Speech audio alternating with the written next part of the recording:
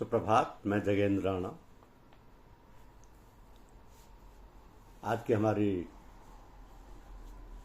आध्यात्मिक चर्चा का विषय है सृष्टि की रचना। सृष्टि की रचना। अक्सर ये बात लोग पूछा करते हैं कि भगवान को या गुरु महाराज को कैसे खुश करें, कैसे रिझाएं। एक उदाहरण है कि लखनपुर गांव में एक बहुत बड़े जमींदार व रईस रहते थे। वो बाहर इधर उधर बहुत कम आया जाया करते थे। दूर दूर तक उनका नाम था और सब लोग उनकी प्रतिष्ठा करते थे।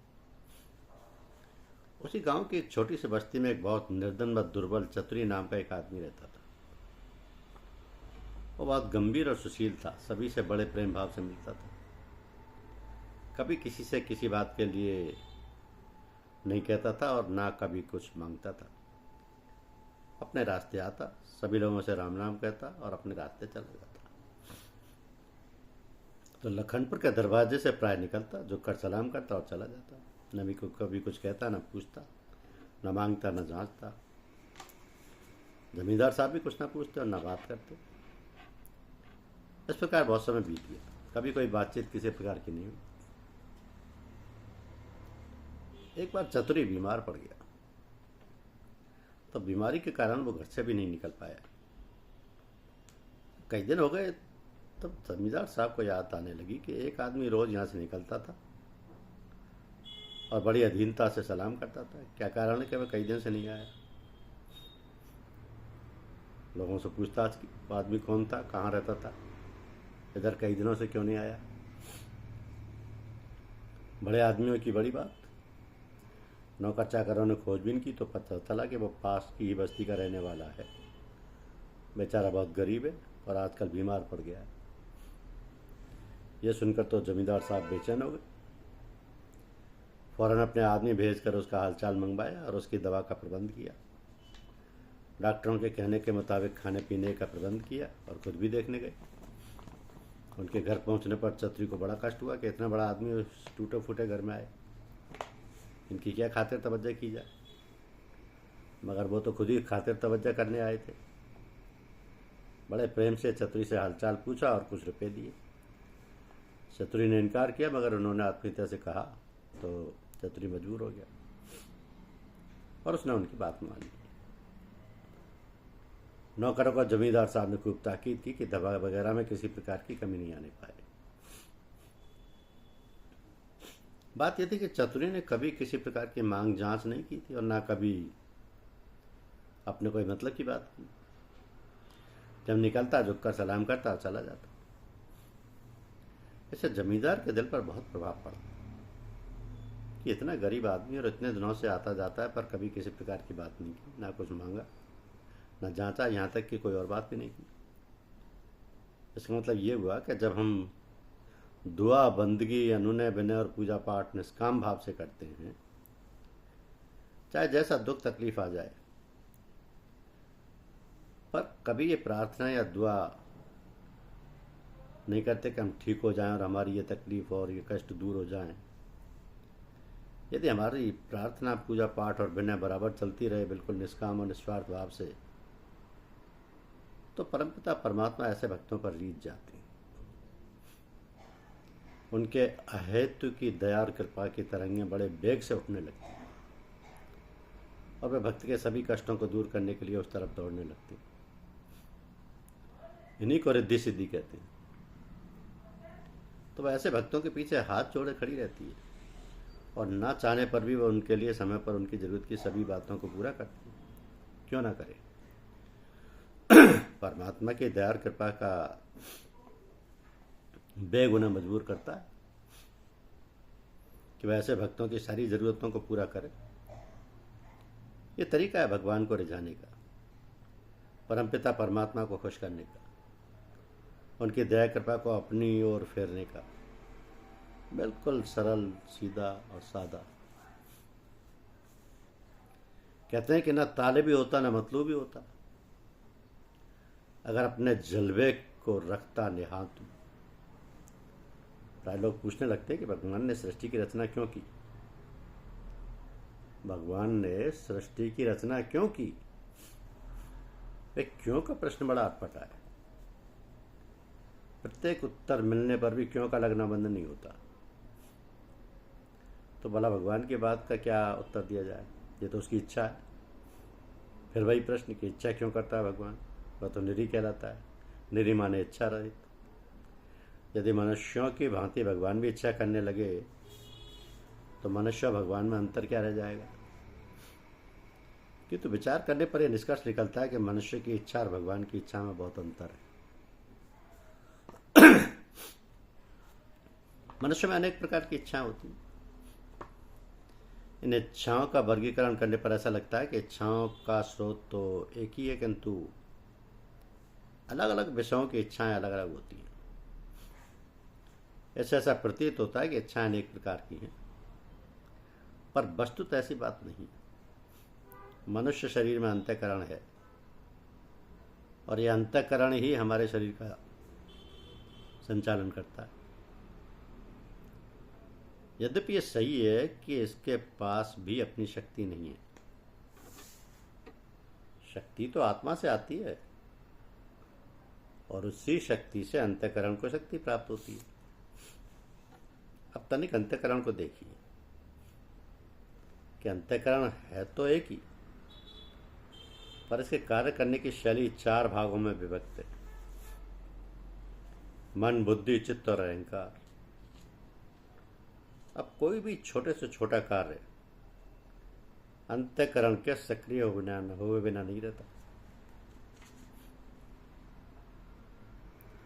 मन संकल्प विकल्प करता है, बुद्धि निर्णय देती है, अहंकार द्वारा उस पर मोहर लगती है कि यह मैंने किया है। और जहां यह अहंभाव उत्पन्न हुआ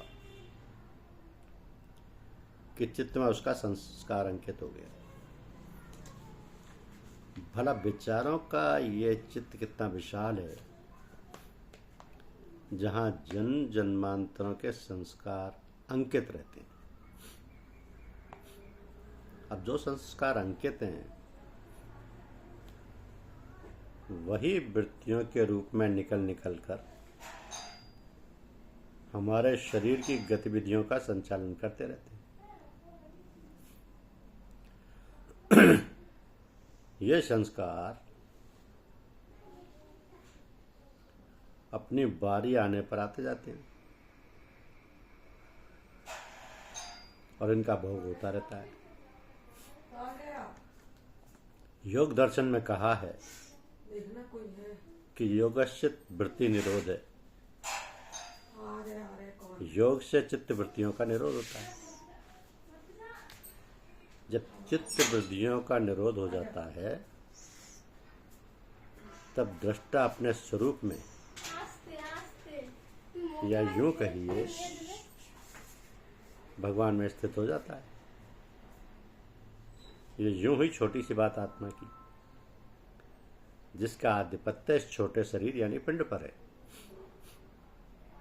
अब रही परमात्मा की बात, जो विशाल ब्रह्मांड का मालिक है। उसका साम्राज्य तो कल्पनातीत है, किंतु जो नियम इस पिंड का है उसी प्रकार का सब कुछ प्रबंध उस ब्रह्मांड का है। इस पिंड में ब्रह्मांड पूर्णतः सूक्ष्म रूप से समाया हुआ है। यदि इस पिंड की भली प्रकार निरख परख कर ली जाए, योग द्वारा इसकी पूरी सैर तथा ज्ञान विज्ञान द्वारा इसका पूरा अनुभव और पूरी जानकारी कर ली जाए, तो फिर ब्रह्मांड की भी जानकारी हो सकती है। इस प्रकार का सारा कारोबार मन द्वारा चलता है। तो इस ब्रह्मांड का इसी प्रकार सारा काम ब्रह्मांडी मन द्वारा चलता है, जिसको ब्रह्म कहते हैं। अब इतना सब कुछ कहने के बाद भी हमारा प्रश्न जो कि त्यों है कि भगवान सृष्टि क्यों रचता है। इसका सीधा उत्तर तो यही है कि यहाँ क्या और क्यों का प्रश्न नहीं होना चाहिए। ये तो उसका स्वभाव है, सृष्टि की रचना करना, फिर प्रलय करना, उसे तिरोहित करना। इस प्रकार ये सारा कार्य और सृष्टि का प्रभाव यथाक्रम स्वाभाविक रूप से चलता रहता है। परिवर्तन ही विश्व का अटल नियम है। यहाँ क्षण प्रतिक्षण परिवर्तन होता रहता है। तो यह कहना ही पर्याप्त है कि सृष्टि का उत्पन्न करना व प्रलय करना ब्रह्मांडी मन का स्वभाव है, या यूँ कहिए कि यह स्वाभाविक है।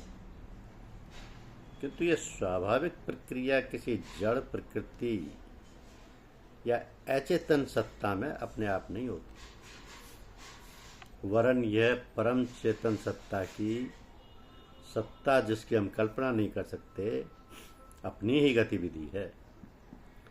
अब जिस प्रकार भगवान की कृपा होती है, जो भगवत परायण हैं, जिनके अंतःकरण में परम सात्विक की निष्ठा है, जो गुणातीत हैं, उन्हीं को ये सब दृष्टिगत होता है।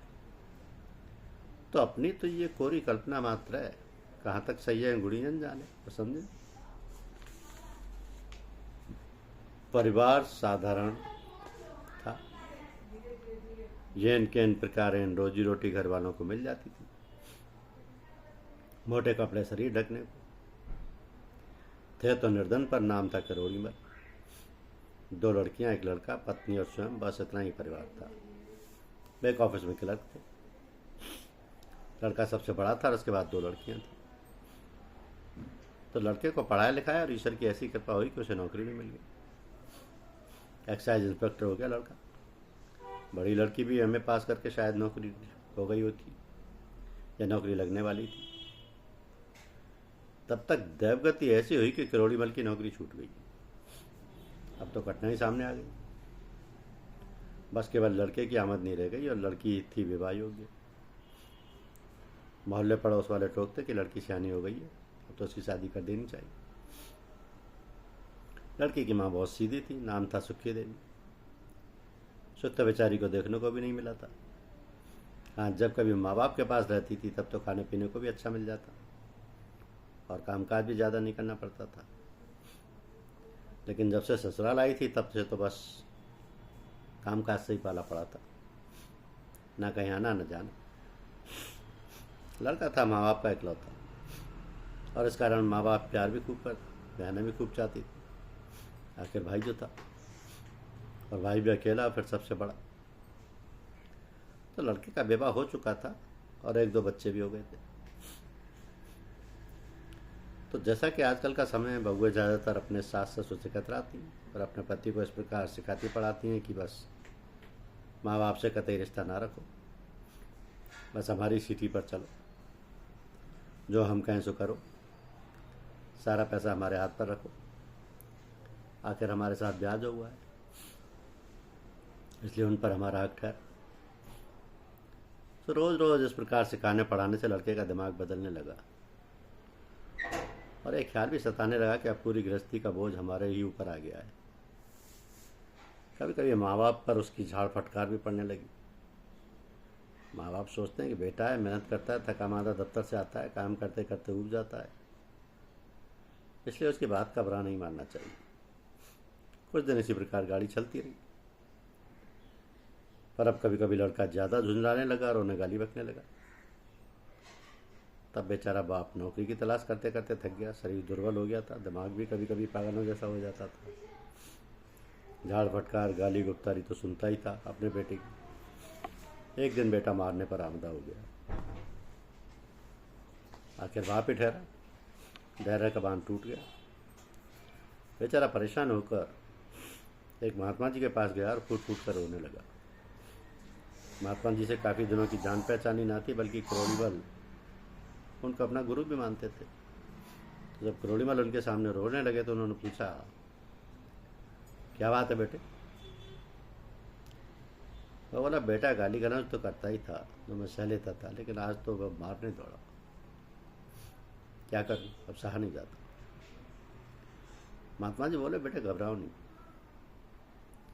तो सबका कारण है कि तुमने ईश्वर को बुला दिया है। ईश्वर ही सबका रक्षक और भरण पोषण करने वाला है, क्योंकि उसने पैदा किया है। इस कारण उस परमपिता परमात्मा, इसी कारण उसे परमपिता परमात्मा कहते हैं। तो पिता अपने बाल बच्चों के भरण पोषण की चिंता जिस प्रकार करता है, उसी प्रकार परम पिता परमात्मा सारे जगत के प्राणी मात्र की चिंता रखता है। तो ऐसा समझकर लड़के से कहो कि घर खाली कर दे, कहीं दूसरी जगह जाकर ले, हमें तुम्हारे पैसे और तुम्हारी मदद की जरूरत नहीं है। न माँ बाप किसी बेटे को खिलाता है, न बेटा बाप को। ये तो परमपिता परमात्मा का विधान है कि एक दूसरे के संसर्ग से संसार का काम चलता है। किरोड़ीमल ने महात्मा जी की बात मानकर ईश्वर पर पूरा भरोसा किया और उसी का सहारा लेकर बेटे को घर से निकाल दिया। बेटा बहू बड़ी खुशी से किराए पर मकान लेकर रहने लगे। अंधे को क्या चाहिए, दो आंखें। वे दोनों बहू बेटे यही चाहते थे। किरोड़ीमल ने एक छोटी सी दुकान खोल ली और कुछ दिन बाद नौकरी भी लग गई। बड़ी लड़की की जो अब नौकरी करने लगी थी, शादी भी बिना पैसे के बिना दहेज के हो गई। हुआ ये कि जिस लड़के को वो देखने गए थे उसके बाप ने लड़की को देखा हुआ था। शायद कुछ परिस्थिति भी उन्हें मालूम हो गई थी। जो ही किरोड़ीमल ने शादी का प्रस्ताव रखा, वैसे लड़के के पिता बोले कि लड़का आपको पसंद है और मुझे लड़की पसंद है। मैं पंडित को बुलवाता हूँ और अभी संस्कार हुआ जाता है। किरोड़ीमल ने कहा कि कुछ सामान, कपड़ा लत्ता, खाने पीने आदि का प्रबंध तो कर लूँ। लड़के के पिता ने कहा नहीं, लड़की जो पहने और जैसी है ठीक है। और फौरन ही पंडित को बुलाकर संस्कार हो गया। एक पैसे का भी लेन देन और दान दहेज नहीं। तो ये है भगवान की दया कृपा। जैसे कहते हैं कि भगवान ने पैदा किया है और वो सबको भोजन देता है। खाली पेट तो लोग उठते हैं, लेकिन खाली पेट सोते नहीं हैं। ऐसा दयालु और कृपालु भरण पोषण करने वाला भरता और रज्जाक हकीकी, यह एक सत्य घटना कि परमात्मा वाकई रज्जाक हकीकी है। लोगों में ऐसा विश्वास और श्रद्धा तो हो। धन्यवाद।